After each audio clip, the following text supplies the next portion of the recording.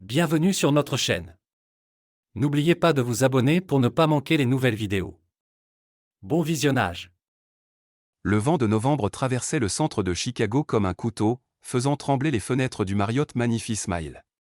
Dans l'ascenseur, Michael Harris ajustait sa cravate en observant son reflet sur l'acier poli. La retraite annuelle de l'entreprise Techflow Solutions battait son plein 20 étages plus bas, mais Michael s'était éclipsé des festivités pour récupérer les documents de présentation que Victoria avait oubliés dans leur chambre. Son épouse depuis 8 ans avait toujours été désorganisée pour les détails, brillante en stratégie, mais désastreuse dans l'exécution. C'était l'une des choses qui l'avait initialement charmé chez Victoria Johnson Harris. La manière dont son esprit s'élançait en avant pendant que ses mains s'en mêlaient dans les tâches quotidiennes. Ce soir, cependant, son oubli signifiait qu'il devait remonter en hâte pour récupérer la clé USB contenant les projections trimestrielles du lendemain avant que la session de réseautage ne commence sérieusement.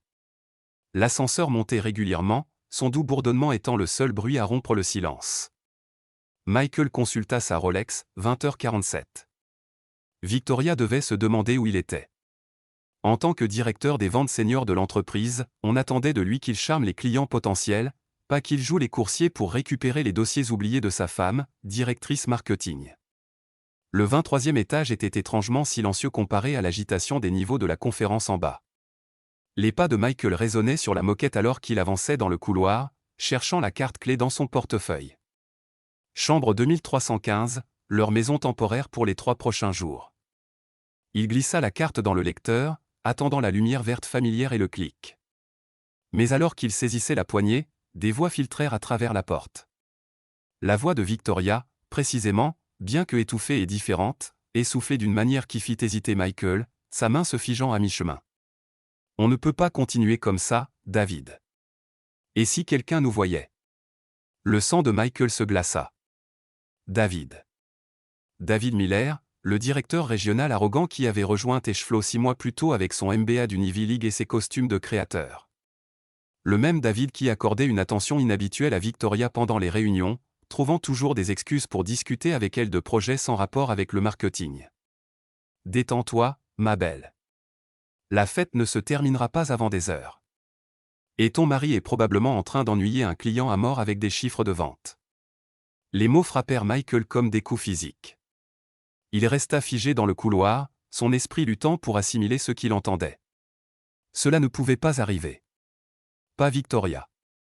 Pas sa Victoria, qui s'était tenue à ses côtés à l'hôtel 8 ans plus tôt et avait promis de l'aimer, de l'honorer et de le chérir. Pas la femme qui l'avait aidé à passer d'associé junior à la direction senior, qui avait été sa partenaire en tout. Mais les sons provenant de leur chambre racontaient une histoire bien différente.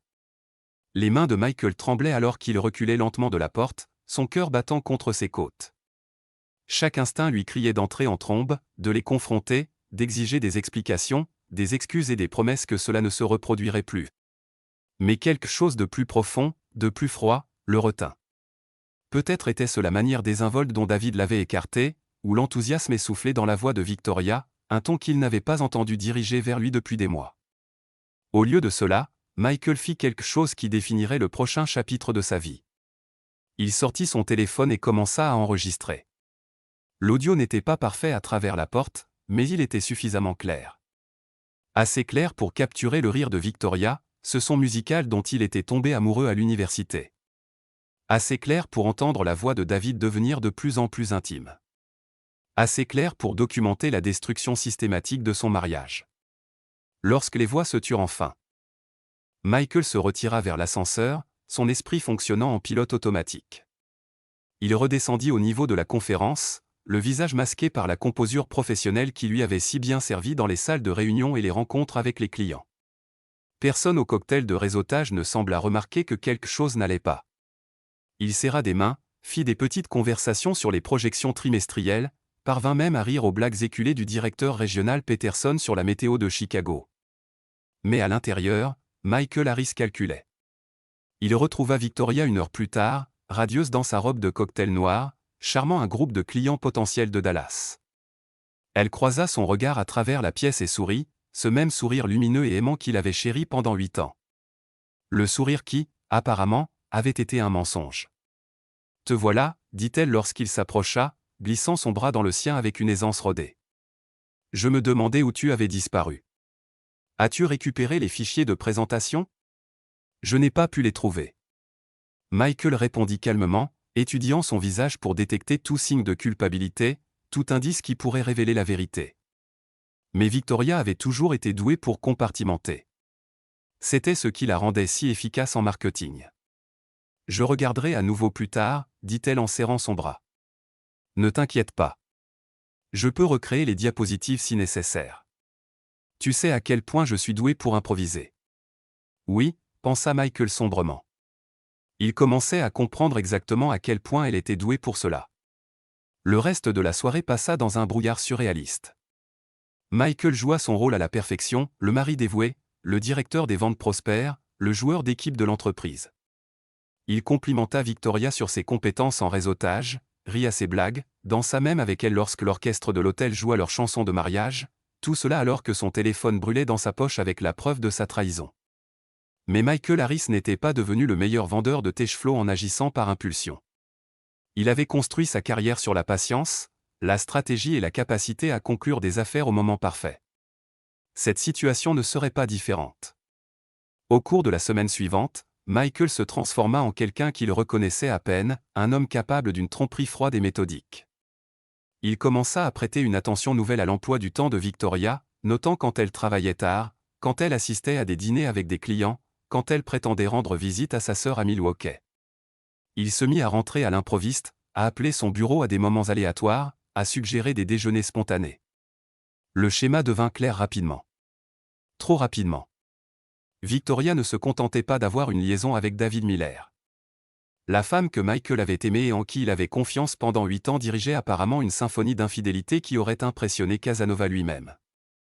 Il y avait Robert Taylor, du service comptabilité, avec son charme juvénile et son excuse pratique de réunion budgétaire. Stephen Clark, des ressources humaines, dont les consultations sur les politiques semblaient nécessiter beaucoup de discussions après les heures de travail. Chaque découverte était comme un autre clou dans le cercueil de leur mariage. Mais Michael se surprit à devenir étrangement détaché de l'impact émotionnel. Au lieu de cela, il se concentra sur la documentation, des photos prises de l'autre côté des parkings de restaurants, des captures d'écran de messages textes aperçus sur le téléphone de Victoria, des relevés de cartes de crédit montrant des frais dans des hôtels et des restaurants qu'il n'avait jamais visités. D'ici le vendredi de cette semaine-là, Michael avait rassemblé assez de preuves pour détruire la réputation de Victoria 10 fois.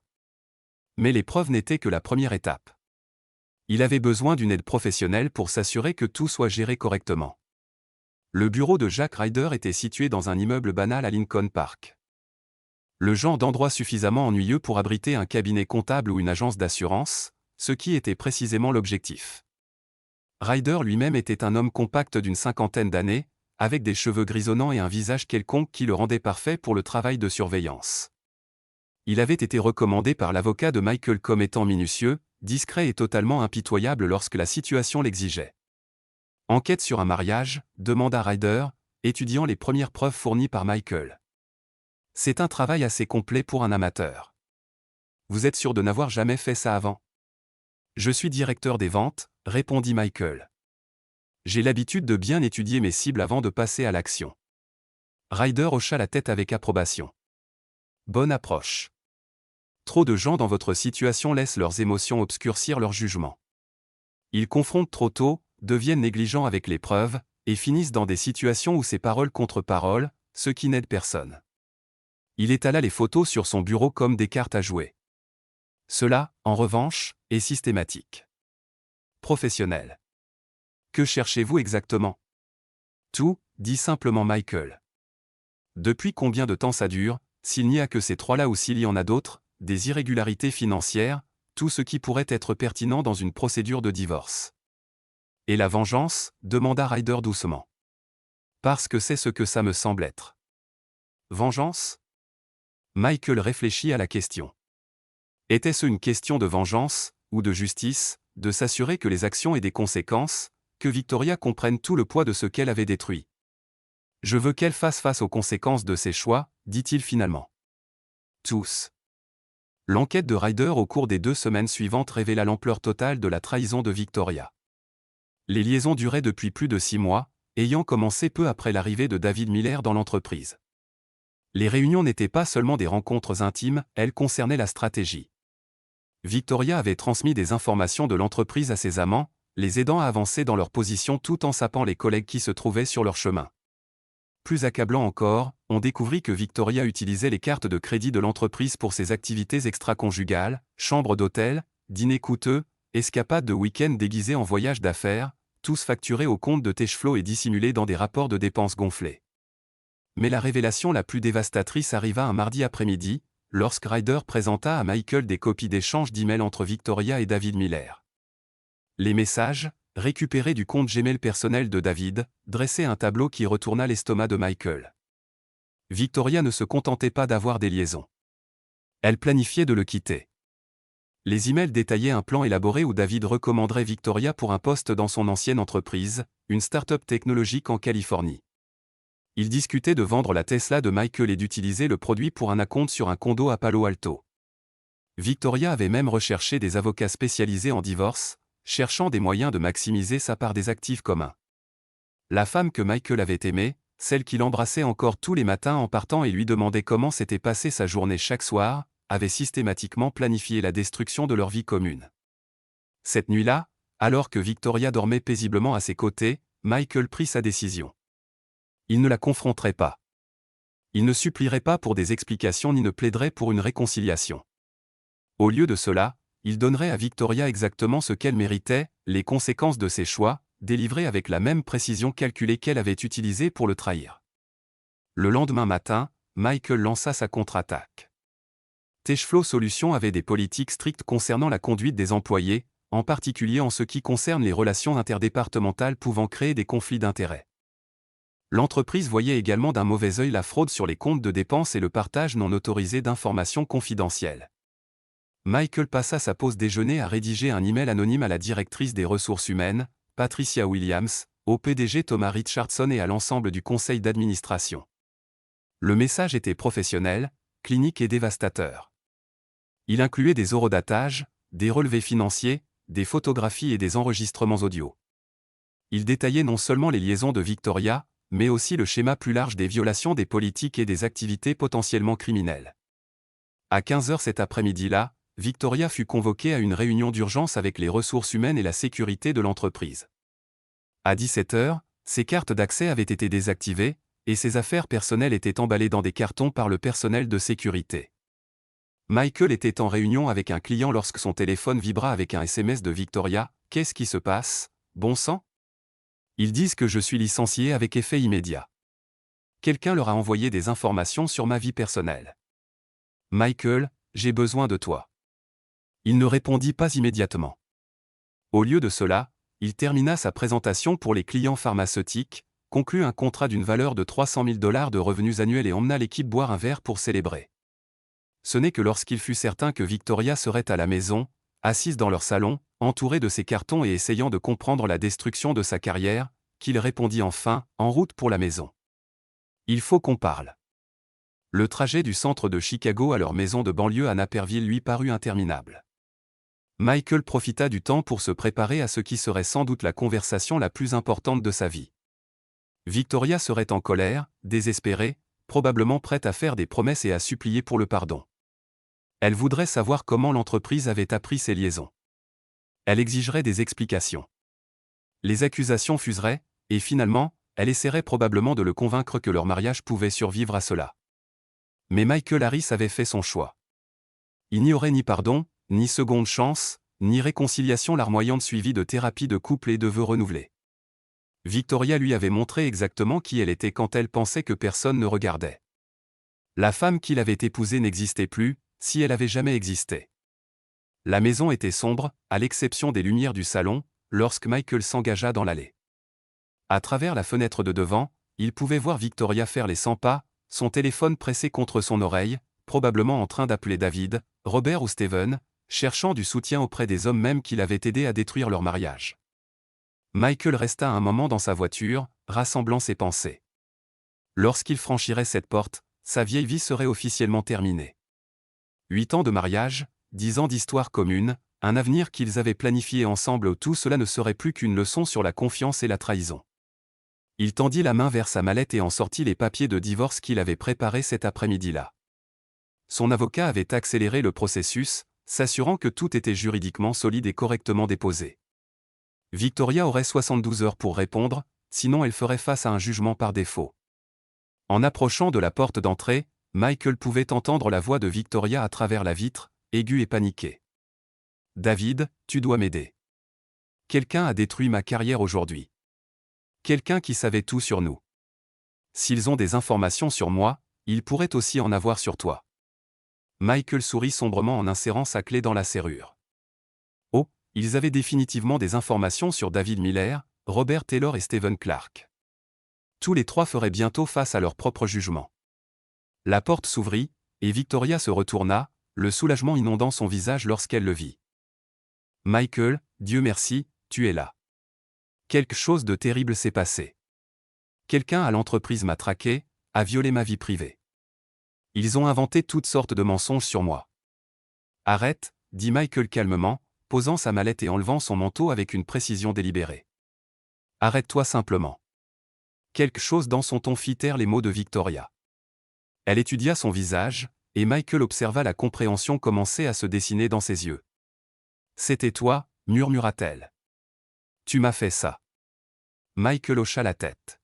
« Oui, c'est moi. » Pendant un moment, ils se firent face à travers le salon qui avait autrefois été leur sanctuaire. La pièce où ils avaient organisé des dîners, regardé des films, fait des projets d'avenir. Maintenant, elle ressemblait à une salle d'audience, avec Victoria jugée pour des crimes qu'elle commençait à peine à comprendre avoir été surprise en train de commettre. « Depuis quand le sais-tu » demanda-t-elle, sa voix à peine audible. « Depuis la nuit de la retraite d'entreprise. Depuis que je t'ai entendu avec David Miller dans notre chambre d'hôtel. » Le visage de Victoria blêmit. « Michael, je peux expliquer. » « Pas besoin, » interrompit-il, sortant les papiers de divorce de sa mallette. « Je sais déjà tout. David, Robert, Stephen, les cartes de crédit de l'entreprise, le plan de déménager en Californie. Tout. » Il posa les papiers sur la table basse entre eux, comme un gant jeté à terre. « Tu as 72 heures pour répondre à la demande de divorce. Mon avocat te recommande de prendre ton propre représentant, bien que, vu ton statut professionnel actuel, je ne suis pas sûr de comment tu vas payer pour ça. » Victoria fixa les papiers comme s'ils étaient écrits dans une langue étrangère. « Tu ne peux pas être sérieux, Michael. Ce que nous avions, ce que nous avons. » « Ce que nous avions était un mensonge, » dit Michael, sa voix ferme et froide. « Ce que nous avons maintenant, ce sont des preuves de fraude, d'adultère et de la trahison systématique de 8 ans de mariage. Je garde la maison, je garde mes comptes de retraite. Tu peux avoir ce qu'il reste après tes frais juridiques. » « Espèce de salaud » murmura Victoria, des larmes commençant à couler sur son visage. « Espèce de salaud froid et calculateur. As-tu la moindre idée de ce que tu m'as fait ? » « Je t'ai donné exactement ce que tu mérites, » répondit Michael. « Rien de plus, rien de moins. » Il se tourna pour partir, puis s'arrêta au pied des escaliers. « Oh, et Victoria ? » David Miller s'est fait porter malade aujourd'hui. Apparemment, son avocat lui a conseillé de ne plus avoir de contact avec toi en attendant l'enquête interne de l'entreprise. Robert et Stephen ont également engagé des avocats. Il semble qu'aucun de tes amants n'est aussi dévoué qu'ils le prétendaient lorsque votre relation leur était avantageuse. Les jambes de Victoria cédèrent, et elle s'effondra sur le canapé, sanglotant. Mais Michael ne ressentit aucune satisfaction à sa douleur. Ce n'était pas une question de cruauté ou de vengeance. C'était une question de conséquence. C'était s'assurer que la trahison ait un prix.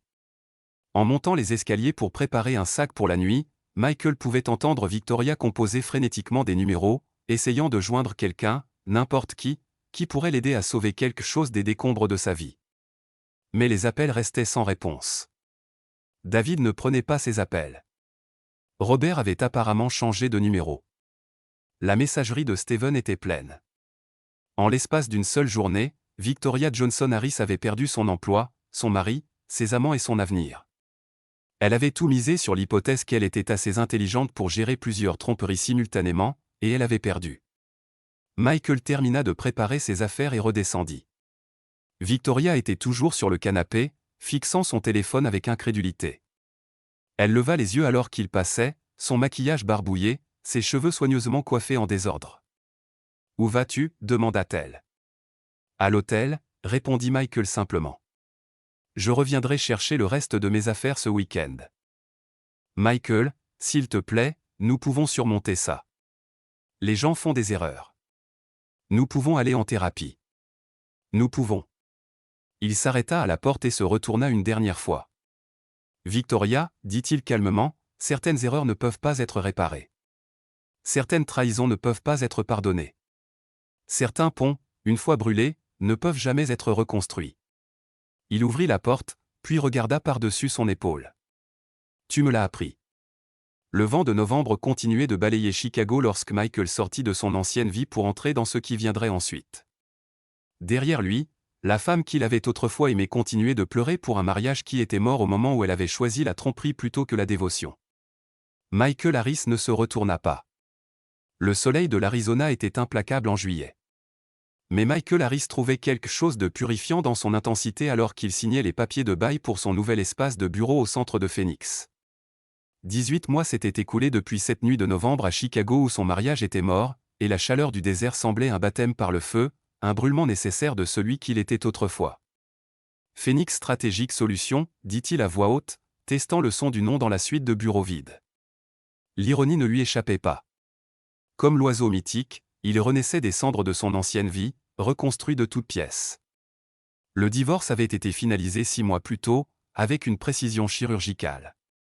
Victoria avait bien sûr tenté de le contester, engageant un avocat avec de l'argent emprunté à sa sœur, mais les preuves rassemblées par Michael étaient accablantes, et sa position juridique était indéfendable. Elle était partie avec presque rien, un petit règlement, ses affaires personnelles et le poids écrasant d'une réputation détruite au-delà de toute réparation. Michael, pendant ce temps, avait tout liquidé. La maison à Naperville s'était vendue avec un bon profit. Son 401K de Techflow, construit au fil de 8 ans de services dévoués, était devenu le capital de départ pour sa nouvelle entreprise. Il avait même vendu la BMW de Victoria, une décision qui avait suscité 3 messages vocaux furieux qu'il avait supprimés sans écouter. Maintenant, debout dans son nouveau bureau avec ses fenêtres du sol au plafond donnant sur l'horizon de Phoenix, Michael ressentait quelque chose qu'il n'avait pas connu depuis des années, la possibilité. Une possibilité pure, illimitée. Son téléphone vibra avec un SMS de son premier client potentiel, une entreprise de fabrication de taille moyenne cherchant à développer ses opérations sur la côte ouest. La recommandation était venue d'un ancien collègue de Techflow, l'un des rares à avoir été témoin de la chute de Victoria et à comprendre que Michael avait été la partie lésée. Le bouche-à-oreille se répandait déjà sur le stratège de vente brillant qui avait déménagé de Chicago à l'Arizona et prenait des projets de conseil avec des taux de réussite remarquables.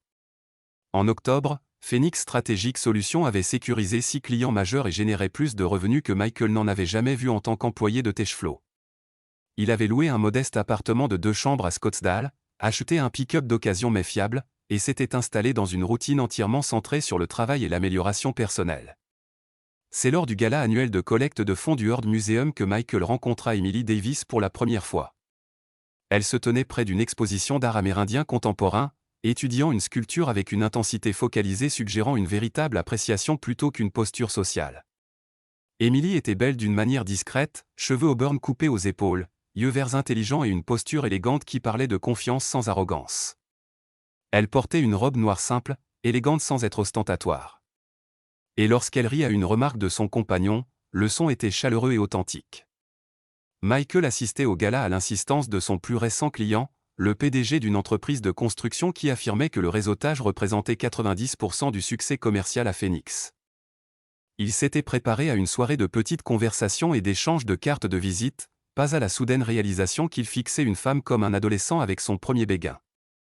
L'artiste est Maria Chavez, dit Emily lorsqu'elle remarqua son approche. Elle travaille exclusivement avec des matériaux récupérés. Cette pièce est faite de tuyaux de cuivre et de poutres en acier récupérés dans des bâtiments démolis à Tucson. C'est remarquable. Michael répondit, bien que son intérêt se portait davantage sur la femme qui expliquait l'œuvre que sur l'œuvre elle-même.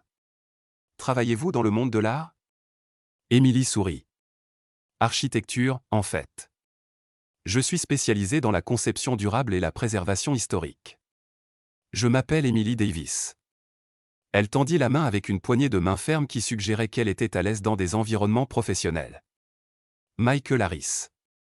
Je dirige une firme de conseil en affaires. Il se surprit à être réticent à lâcher sa main. Je suis relativement nouveau à Phoenix. J'apprends encore à apprécier la culture locale. D'où venez-vous? Chicago. J'avais besoin d'un changement de décor. Quelque chose dans son ton dut suggérer que le déménagement n'avait pas été entièrement volontaire, car l'expression d'Emily s'adoucit légèrement. Les nouveaux départs peuvent être bénéfiques, dit-elle simplement. Phoenix a une manière d'aider les gens à se réinventer. Ils parlèrent pendant 1 heure, passant de l'art à l'architecture, puis au défi de construire une entreprise dans une nouvelle ville. Emily était intelligente sans être prétentieuse, drôle sans trop essayer. Et lorsqu'elle mentionna qu'elle travaillait sur un projet de restauration d'un théâtre des années 1920 au centre de Phoenix, Michael se trouva sincèrement intéressé à en entendre davantage. « Aimeriez-vous le voir un jour » demanda Emily alors que le gala touchait à sa fin. « Le théâtre, je veux dire. C'est un bâtiment fascinant, et la plupart des caractéristiques art déco originales sont encore intactes. »« J'aimerais beaucoup » répondit Michael, et il le pensait vraiment. Leur premier rendez-vous officiel eut lieu 1 semaine plus tard, visitant le théâtre Orpheum abandonné que la firme d'Emily avait été mandatée pour restaurer. Elle lui montra des fresques originales cachées sous des décennies de peinture, expliqua les défis techniques de la mise à jour des systèmes électriques dans un bâtiment historique et révéla une passion pour son travail qui rappela à Michael pourquoi il était tombé amoureux de la stratégie d'entreprise en premier lieu. À Noël, ils se voyaient régulièrement. À la Saint-Valentin, Emily commençait à laisser des vêtements dans l'appartement de Michael. À l'été, ils parlaient de trouver un endroit ensemble, peut-être une petite maison avec un jardin où Emily pourrait expérimenter avec l'aménagement paysager du désert. Michael n'avait jamais pensé retomber amoureux. Après la trahison de Victoria, il avait supposé que cette partie de sa vie était définitivement close. Mais Emily était différente à tous les égards qui comptaient. Elle était honnête sur son passé, un bref mariage dans la vingtaine qui s'était terminé à l'amiable lorsqu'elle et son ex-mari avaient réalisé qu'ils voulaient des choses différentes. Elle soutenait son entreprise sans être collante face à ses longues heures de travail. Plus important encore, elle ne demandait jamais plus d'informations sur son divorce qu'il n'était prêt à partager. « Tu ne parles pas beaucoup de ton ex-femme » observa Emily un soir alors qu'ils cuisinaient ensemble dans sa cuisine. « Pas grand-chose à dire » répondit Michael, se concentrant intensément sur la découpe des légumes. « Ça s'est mal terminé.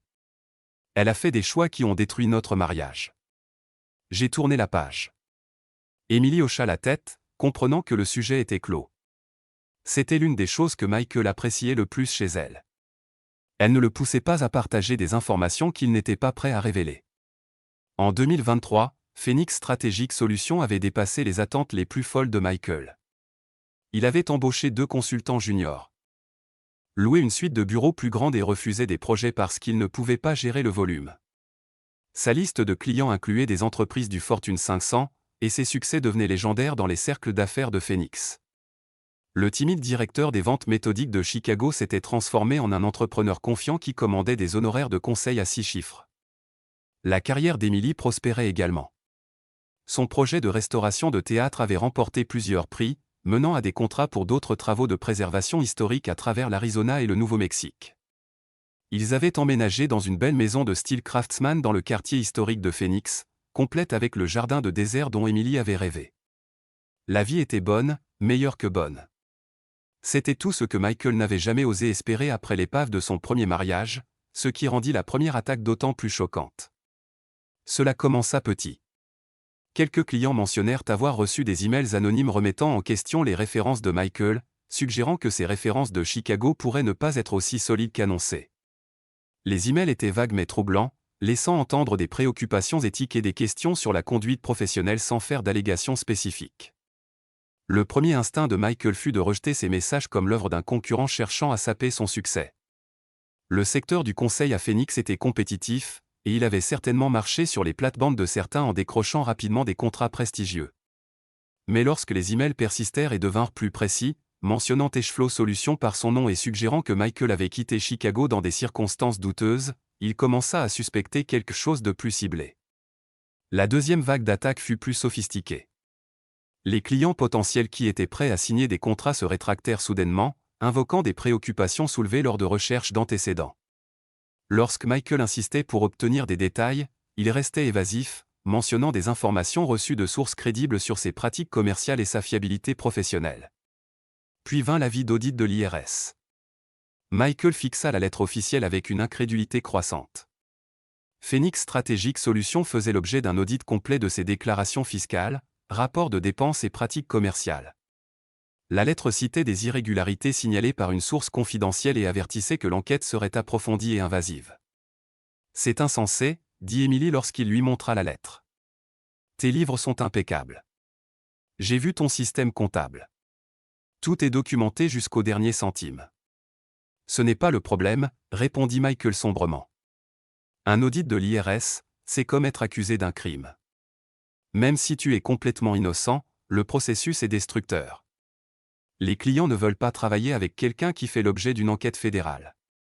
L'audit consomma les 6 mois suivants de la vie de Michael. Chaque reçu, chaque relevé bancaire, chaque dépense professionnelle devait être documentée et justifiée. Les agents de l'IRS étaient professionnels mais minutieux, et leur enquête s'étendit aux déclarations fiscales personnelles remontant à son divorce avec Victoria. Pendant ce temps, la campagne de diffamation anonyme s'intensifia. Quelqu'un contactait systématiquement les clients et prospects de Michael, fournissant juste assez d'informations précises sur son passé pour sembler crédible tout en les présentant sous l'angle le plus nuisible possible.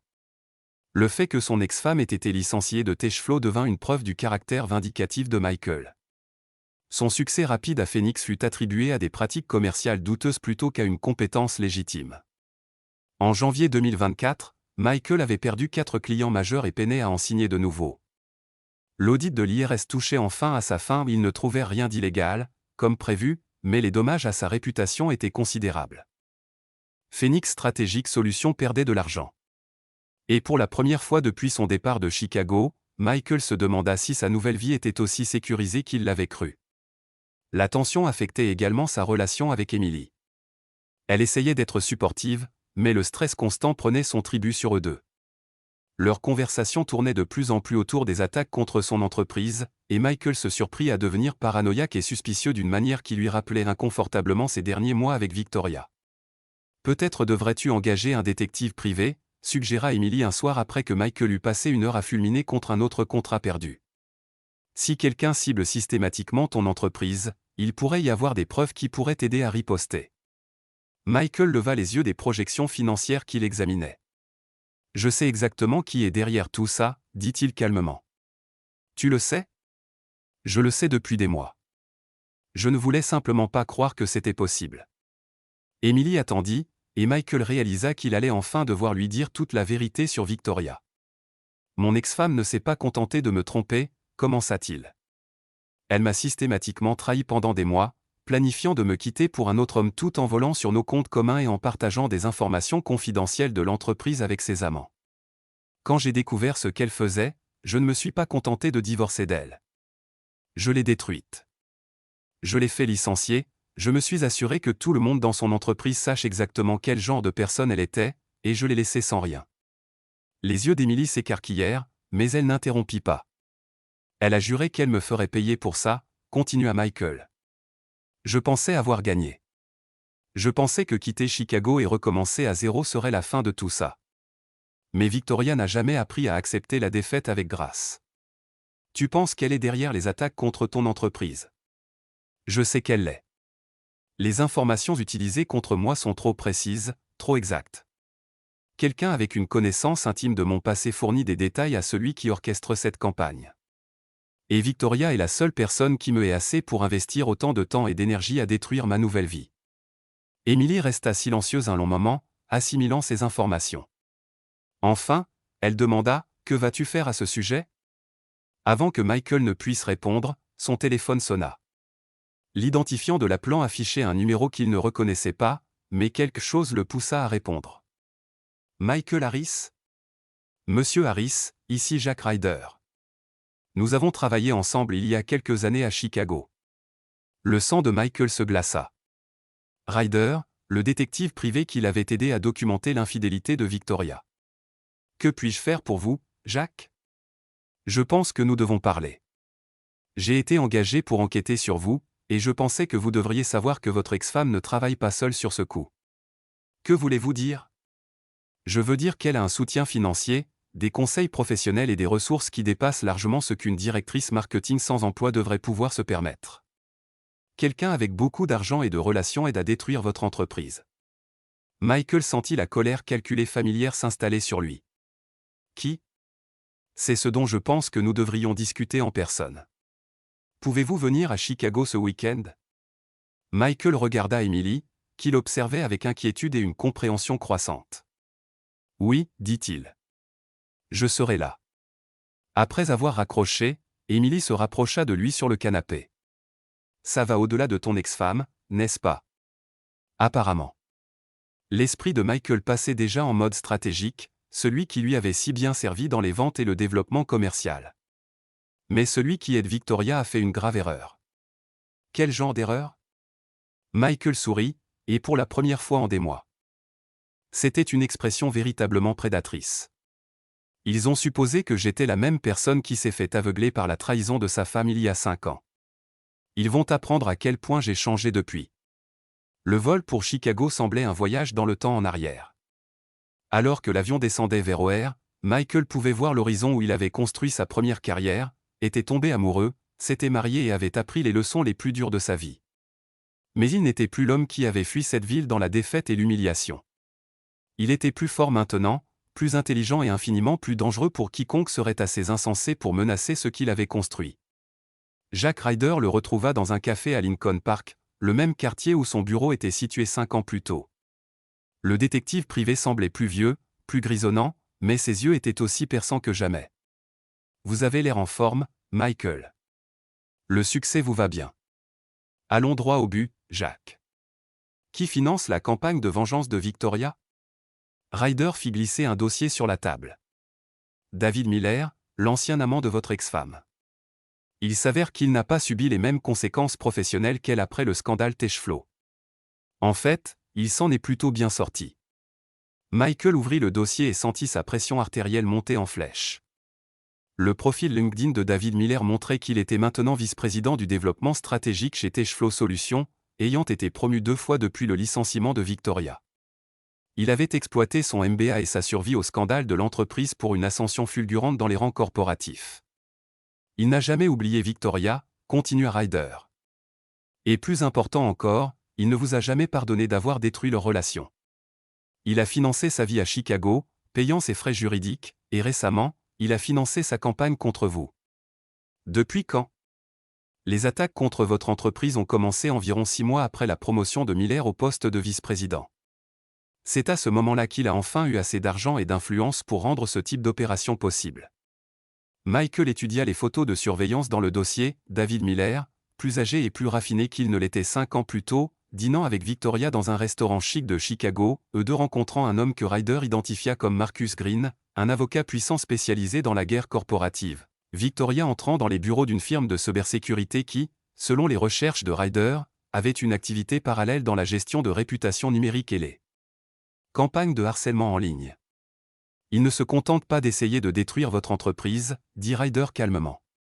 Ils essaient de détruire toute votre vie. Votre réputation, votre relation, votre santé mentale, tout. Et vous me dites ça parce que vous m'avez bien payé il y a 5 ans, et vous m'avez traité avec respect, ce que beaucoup de clients ne font pas. Et aussi parce que je n'aime pas les intimidateurs. Et c'est ce qu'est devenu Miller.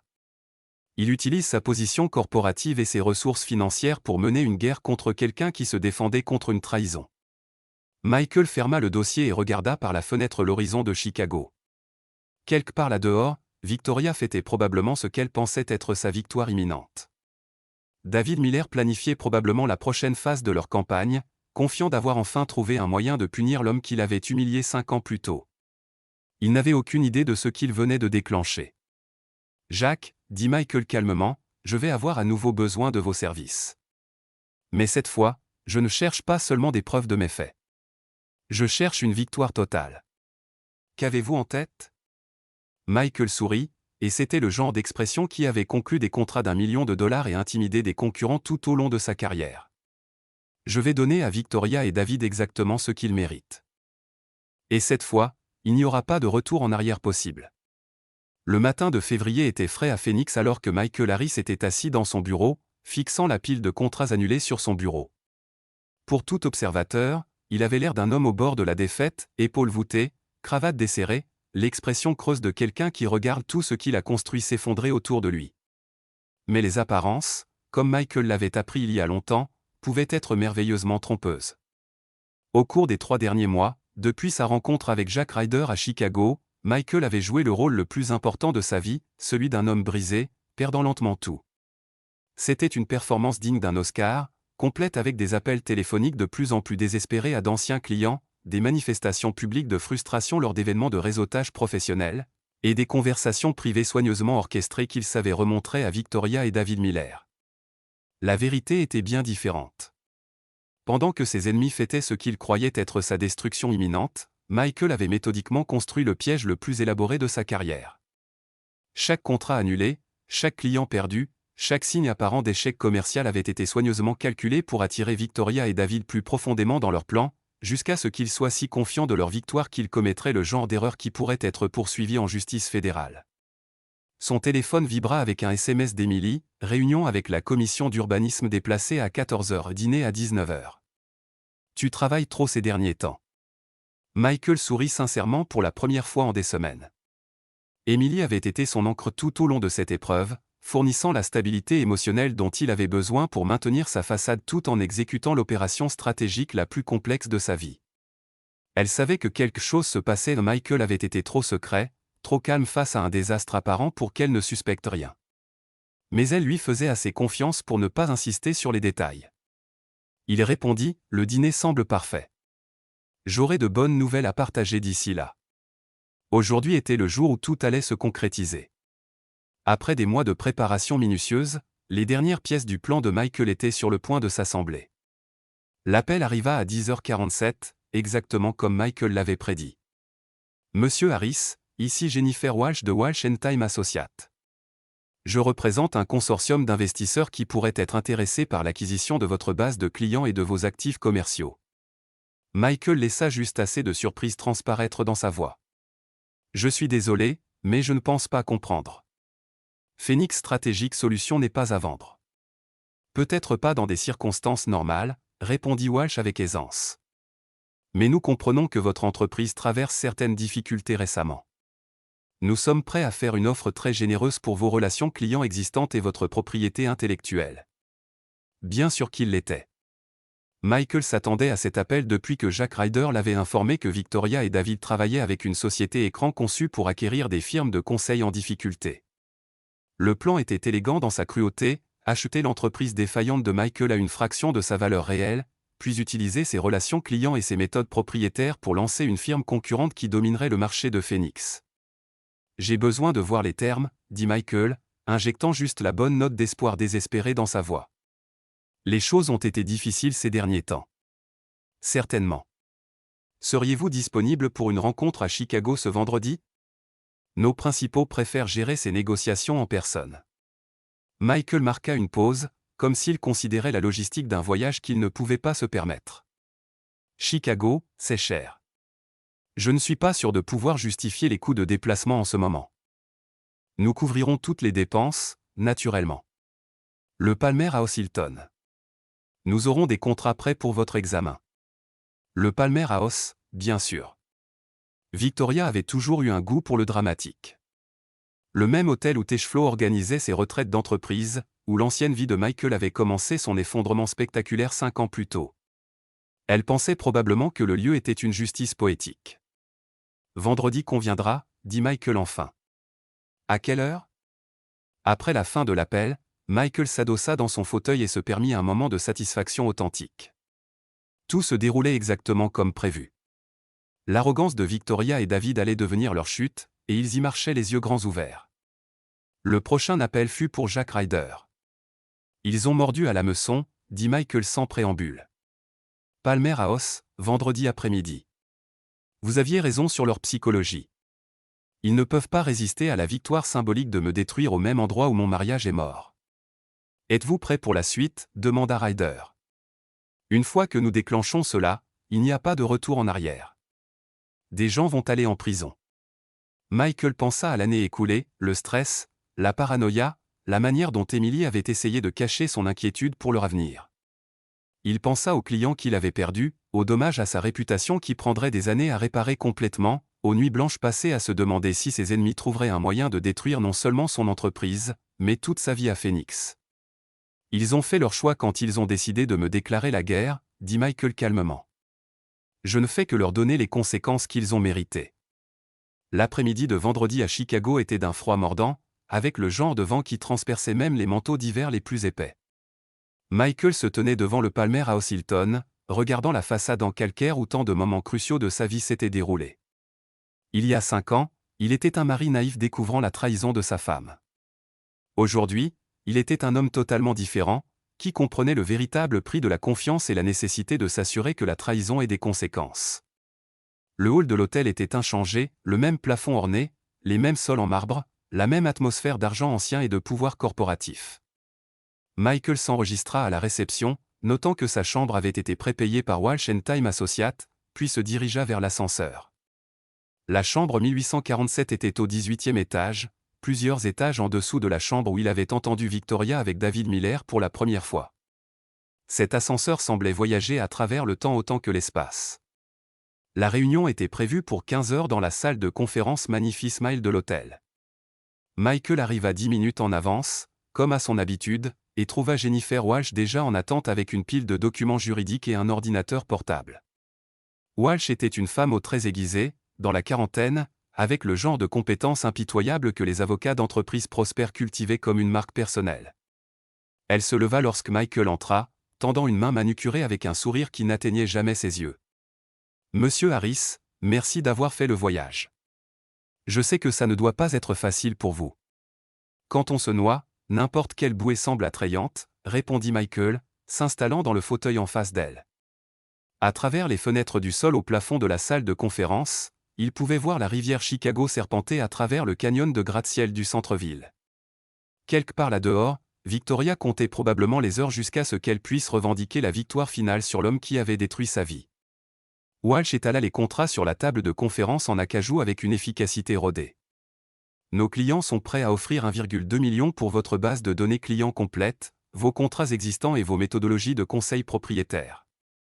La vente inclurait une clause de non-concurrence de 5 ans limitant votre capacité à opérer sur le marché du Conseil du Sud-Ouest. Michael étudia les documents, notant les noms de sociétés écrans et la structure de propriété soigneusement dissimulée. C'est moins que ce que j'espérais. Phoenix Strategic Solutions était évalué à près de 3 millions il y a à peine 18 mois. Malheureusement, les événements récents ont considérablement affecté cette valorisation, problèmes juridiques, défections de clients, dommages à la réputation. Ces facteurs influent sur la valeur marchande, répondit Walsh, son ton compatissant mais ferme. Nos clients assument un risque considérable en acquérant une entreprise avec ces défis. Qui sont exactement vos clients ? Demanda Michael. J'aimerais savoir avec qui je pourrais potentiellement faire affaire. Walsh hésita juste un instant, assez longtemps pour confirmer les soupçons de Michael sur ce qui se passait réellement ici. Des professionnels de l'investissement qui préfèrent maintenir leur confidentialité. Mais je peux vous assurer qu'ils ont une vaste expérience dans l'industrie du conseil. Avant que Michael ne puisse répondre, la porte de la salle de conférence s'ouvrit, et 2 figures entrèrent qui firent accélérer son pouls.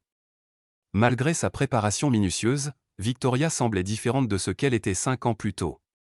Plus âgée, certes, mais aussi plus dure sur les bords. Ses cheveux blonds étaient plus courts, coiffés en un carré sévère qui soulignait les angles aigus de son visage.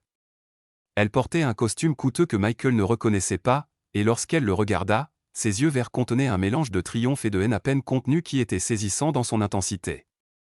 David Miller avait mieux vieilli, bien que le succès lui ait donné un air d'arrogance qui n'était pas présent à l'époque de Techflow. Son costume était clairement sur mesure, sa montre était une Rolex, et il se comportait avec la confiance d'un homme qui avait gravi l'échelle corporative en marchant sur les autres. « Bonjour, Michael », dit Victoria, sa voix stable mais froide. « Tu as l'air fatigué, Victoria », répondit Michael, gardant sa propre voix neutre. « Professionnel, David. J'aurais dû deviner que tu serais impliqué dans tout ça. » David sourit, s'installant dans le fauteuil à côté de Victoria avec la confiance désinvolte d'un prédateur qui a acculé sa proie. « Pensais-tu vraiment que nous ne trouverions pas un moyen de te rendre l'appareil ? Tu as détruit nos vies il y a 5 ans. À chacun son tour. » « Vraiment ?» demanda Michael doucement. « Parce que de mon point de vue, je vous ai simplement donné les conséquences de vos propres choix. C'est vous qui avez décidé de trahir vos mariages, de voler votre employeur et de planifier la ruine financière de quelqu'un d'autre. La composure de Victoria vacilla légèrement. Espèce d'hypocrite autoproclamé. Tu aurais pu régler ça en privé. Tribunal de divorce, médiation, thérapie. Il y avait une douzaine de façons de mettre fin à notre mariage sans détruire ma carrière et ma réputation, et te permettre de repartir avec la moitié de tout ce pourquoi j'avais travaillé pendant que tu riais de la façon dont tu m'avais si intelligemment trompé. Michael secoua la tête. Je ne pense pas. Eh bien, maintenant c'est à notre tour de rire, dit David, se penchant en avant avec une satisfaction évidente. As-tu la moindre idée du temps que nous avons passé à planifier ça, de la minutie avec laquelle nous avons orchestré chaque attaque contre ta précieuse nouvelle vie? Michael ressentit une bouffée de satisfaction alors que David commençait à s'incriminer, apparemment incapable de résister à se vanter de leur plan élaboré. L'enregistreur numérique dans sa poche de veste capturait chaque mot. Mais plus important encore, le système d'enregistrement de secours installé par Jack Ryder transmettait tout aux agents fédéraux qui attendaient dans le hall de l'hôtel. Planifier quoi? Demanda Michael, encourageant David à continuer. Espionnage corporatif, répondit Victoria, sa voix pleine de fierté. Les entreprises nous paient pour collecter des informations sur leurs concurrents, identifier les vulnérabilités, exploiter les faiblesses. Nous sommes devenus très bons à ça. Et vous avez décidé d'utiliser ces compétences contre moi personnellement. Nous avons décidé de te détruire de la même manière que tu nous as détruits, répondit David. Systématiquement, professionnellement, sans possibilité de récupération. L'audit de l'IRS était une belle touche, observa Michael. Comment avez-vous réussi ça?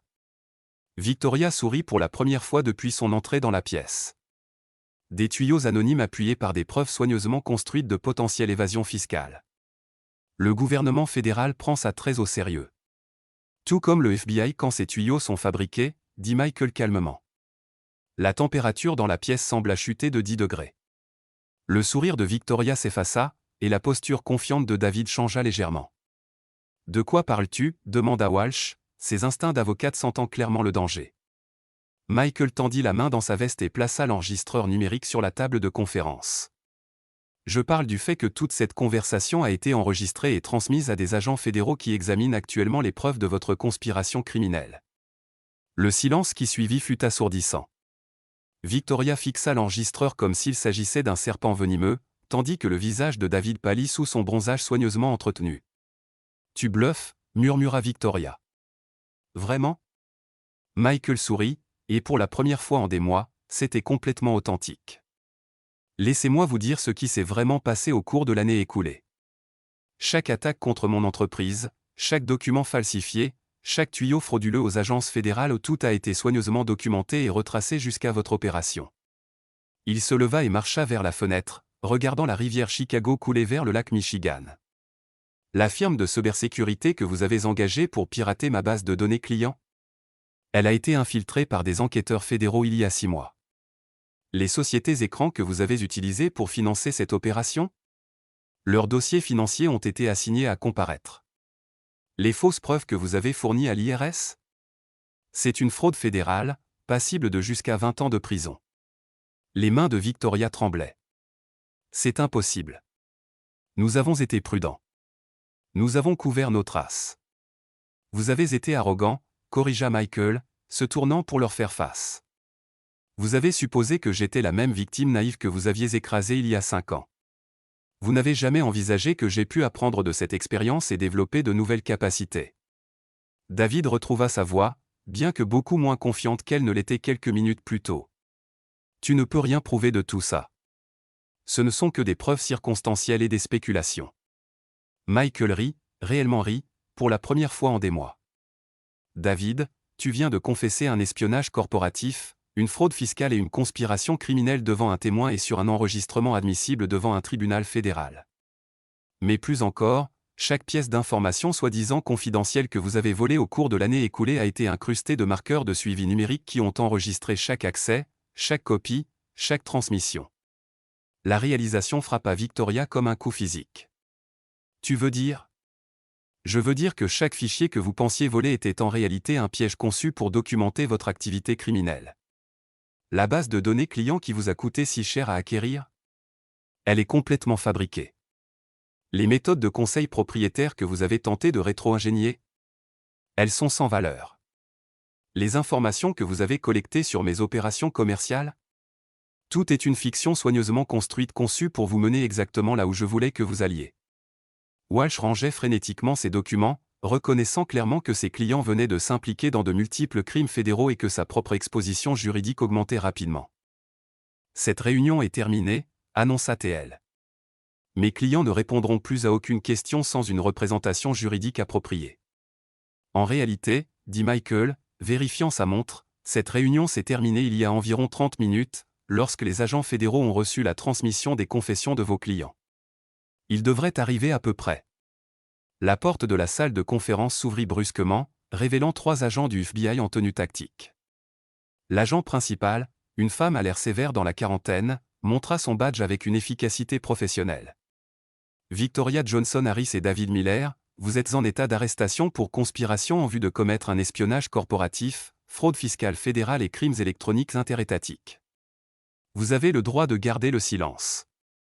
Les minutes suivantes passèrent dans un tourbillon de menottes, de droits Miranda et de la destruction systématique de la liberté de Victoria et David. Michael observa avec une satisfaction détachée alors que son ex-femme et son co-conspirateur étaient emmenés en détention fédérale, leur plan de vengeance élaboré s'effondrant en responsabilité criminelle et en peine de prison. Walsh tenta de partir avec ses clients, mais une deuxième équipe d'agents attendait pour l'interroger sur son rôle dans la conspiration. La salle de conférence, qui était remplie de triomphe et de vantardises quelques minutes plus tôt, était maintenant vide, à l'exception de Michael et de l'agent principal du FBI. Monsieur Harris, nous aurons besoin que vous veniez au centre-ville pour fournir une déclaration formelle, mais je voulais vous remercier pour votre coopération dans cette enquête. Votre volonté de servir d'appât nous a permis de documenter des crimes qui auraient autrement été impossibles à poursuivre. Michael hocha la tête. Quand saurai-je l'issue? Sur la base des preuves que nous avons rassemblées, je m'attends à ce que les négociations de plaidoyer commencent dans les prochaines semaines. Votre ex-femme et Monsieur Miller risquent des peines fédérales importantes, probablement de 8 à 10 ans chacun, plus des amendes substantielles et des restitutions. Après le départ des agents, Michael resta seul dans la salle de conférence, regardant l'horizon de Chicago où sa vieille vie s'était terminée et où sa nouvelle vie avait été forgée dans le feu. Son téléphone vibra avec un SMS d'Emily. Comment s'est passée la réunion? Il répondit, mieux que prévu. Je rentre ce soir. Je t'aime. Sa réponse fut immédiate, je t'aime aussi. Hâte d'entendre tout. Tout. Michael sourit en rassemblant ses affaires et en se dirigeant vers l'ascenseur. Emily méritait de connaître la vérité sur ce qui s'était passé ici, sur le jeu élaboré qu'il avait joué au cours de l'année écoulée, sur la femme qui avait si durement essayé de détruire leur vie commune et qui s'était au lieu de cela détruite elle-même.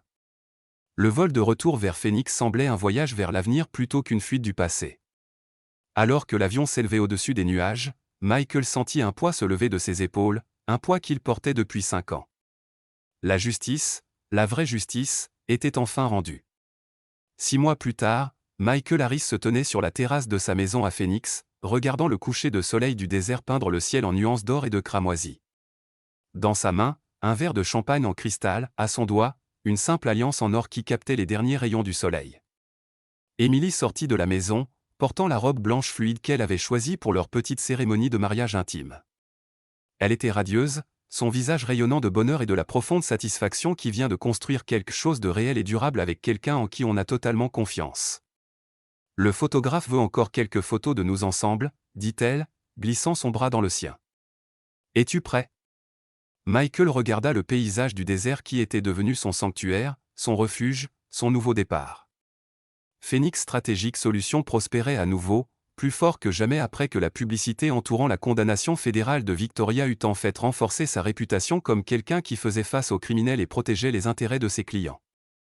La maison était remplie d'amis et de familles célébrant leur mariage, leur avenir, leur victoire sur les forces qui avaient tenté de les déchirer.